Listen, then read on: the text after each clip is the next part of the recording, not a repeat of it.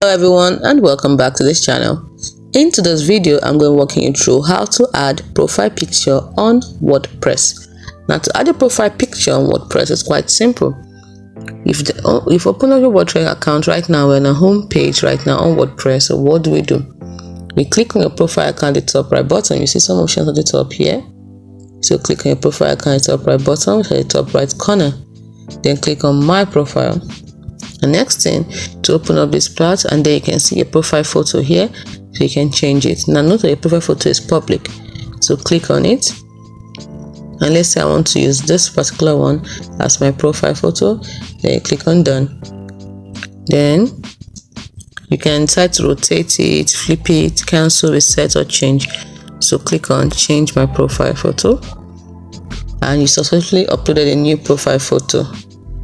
It's as simple as that. So you can see my profile picture has changed at the top here. So that is it. Hope you found this video helpful. Don't forget to save it at the bottom. Okay, we have to add other stuff too. You must have done this anyway. So, but for me, I haven't. So